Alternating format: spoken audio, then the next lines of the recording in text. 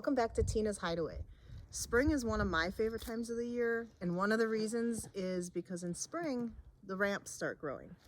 And every spring we like to go out and we like to go ramp hunting, and then we use the ramps to make some ramp butter. And what it is, it's kind of like a oniony garlic butter that you can use for making garlic bread or putting on mashed potatoes, or a lot of people use it in their eggs. It adds a lot of extra flavoring. So here's a couple of the leaves, and right now they're like perfect, and it's really, they smell good. They smell kind of like an onion and a garlic combined. When you look for them in the woods, they stick out in spring. You can definitely find them very easily. So if you look at this patch here, you can see how green they are, and it's one of the first greenery that you're going to find in the woods. There are people that like to dig up the whole bulb. I don't do that. I like to just take one leaf per plant, and the reason I do that is because there's a lot of areas that used to have a lot of ramps in the woods, but because people are digging them all up, and they'll sell them for quite a bit of money actually, it destroys the crop of them, and then it takes like 7 years for the crop to become mature where it starts spreading.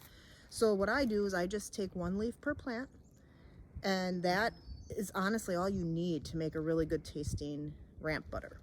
So I want to show you here, some plants have 3 leaves and some have 2.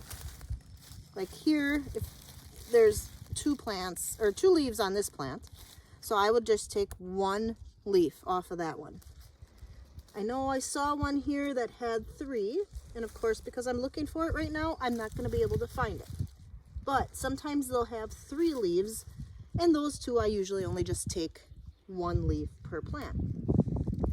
I mean, these have no damage to them whatsoever. They once it gets later in spring, you'll see spots on them once it starts getting warmer. Last year we were only able to harvest once, and even then I had to cut off a lot of the leaves because we had such a warm spring that the ramp season wasn't very long.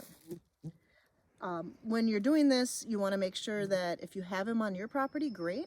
If you don't, if you know somebody who has them, ask for permission. Maybe give them a couple sticks of ramp butter in order to, make up for going on their land.